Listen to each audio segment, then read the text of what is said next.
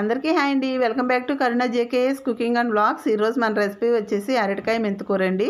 నేను అరటికాయ మెంతికూర అయితే ప్రిపేర్ చేశానండి. చాలా బాగుంటుందండి. ఇలా కనుక ప్రిపేర్ చేస్తాను. మీరు ఎప్పుడైనా ప్రిపేర్ చేశారండి ఇలా కనుక ప్రిపేర్ చేయకపోతేను ఒక్కసారి అయితే ట్రై చేసి చూడండి. ఈ విధానంలో అయితేను చాలా బాగుంటుందండి. ఇలా కనుక మెంతికూరను అరటికాయ ఫ్రైలో మెంతికూర పెట్టి చేస్తేనండి రసంలోకైనా పప్పుచారులోకైనా కానీ చాలా బాగుంటుందండి. సైడ్ డిష్గాను వీటిల్లో కనే కాదండి, మనం పచ్చళ్ళు అవి చేసుకుంటూ ఉంటాం కదా, బండ పచ్చళ్ళు అలా చేసుకున్నా కానీ సైడ్గా ఇలా కనుక ప్రిపేర్ చేసి పెడితేను ఇది వద్దు అనకుండా చక్కగా తినేస్తారన్నమాట. అంత బాగుంటుంది ఇలా కనుక ప్రిపేర్ చేస్తేను. మరి నచ్చితే కనుక ఒకసారి మీరు కూడా ట్రై చేయండి ఈ రెసిపీని. నా ఛానల్ ఇంకా ఎవరైనా సబ్స్క్రైబ్ చేసుకోకపోతే సబ్స్క్రైబ్ చేసుకోండి ప్లీజ్. మరి రెసిపీలోకి అయితే వెళ్ళిపోదామండి. మనకి పెద్దగా ఇంగ్రీడియంట్స్ ఏం అవసరం లేదండి. చాలా తక్కువ ఇంగ్రీడియంట్స్తో టేస్టీగా ఉండే అరటికాయ మెంతికూర అయితే రెడీ చేసుకోవచ్చు అనమాట. మెంతికూర నేను 2 కట్టలు అయితే తీసుకున్నానండి. ఓ చిన్న కప్పుకి అయితే అయింది. అరటికాయ ఒకటైతే తీసుకున్నాను. పచ్చిమిర్చి కరివేపాకు అండి. ఇంక అంతేనండి, ఇంకేం అవసరం లేదు మనకి. అరటికాయని మనం తొక్క అయితే తీసేసి చిన్న చిన్న ముక్కలుగా తరిగి నీళ్ళల్లో అయితే వేసేద్దామండి. మెంతికూరని శుభ్రంగా కడిగిన తర్వాతే తరగండి ఆకుకూరలు ఎప్పుడైనా కానీ.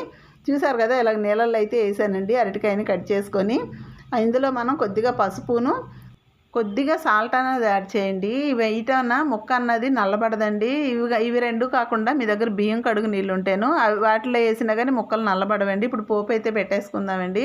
ఇప్పుడు స్టవ్ వెలిగించుకొని ప్యాన్ పెట్టుకొని ఆయిల్ అయితే కొద్దిగానే వేయండి. రెసిపీకి మనకి ఎక్కువగా అయితే ఆయిల్ పట్టదు, 1 స్పూన్ అయినా సరిపోతుంది. ఇప్పుడు మనం ఇందులో పోపు దినుసులు అయితే వేసేద్దామండి. ఆవాలు, పచ్చెనపప్పు, మినపప్పు ఇవన్నీ రొటీన్గా వేస్తూ ఉంటాం కదా, అవన్నీ వేసి అవన్నీ వేగిన తర్వాత 2 ఎండుమిర్చి అయితే వేయండి. కొద్దిగా ఎక్కువగా వేసుకున్నా బాగానే ఉంటుందండి, ఎందుకంటే మనం కారం అన్నది తగ్గించుకుంటాం కాబట్టి ఈ రెసిపీలో. ఇప్పుడు ఇందులో ఇవన్నీ వేగిపోయిన తర్వాత కరివేపాకు అన్నది యాడ్ చేసి నచ్చితే కనుక ఇంగువ యాడ్ చేయండి. ఇంగువ వేస్తే చాలా బాగుంటుందండి ఫ్రై రెసిపీల్లో.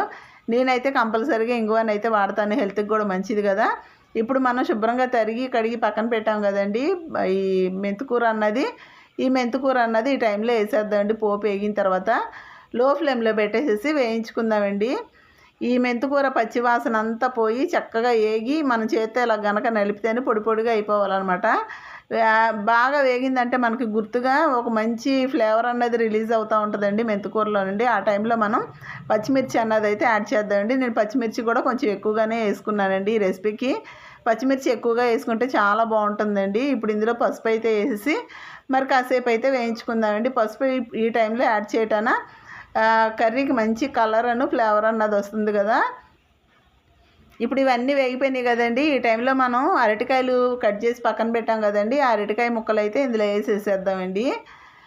వాటర్ అన్నది లేకుండా వేయండి. వాటర్ వస్తేనే మళ్ళీ ఆకుకూర అన్నది మెత్తగా అయిపోతుంది కదా, అందుకని వాటర్ అన్నది వడగట్టేసేసి ఈ ముక్కలన్నీ వేసి కలిగి పెట్టేసుకొని మూత పెట్టి కాసేపు అయితే మగ్గించుకుందామండి. కొద్దిగా సాల్ట్ అన్నది యాడ్ చేయండి. ఆ క్లిప్ అయితే మిస్ అయింది నాకు.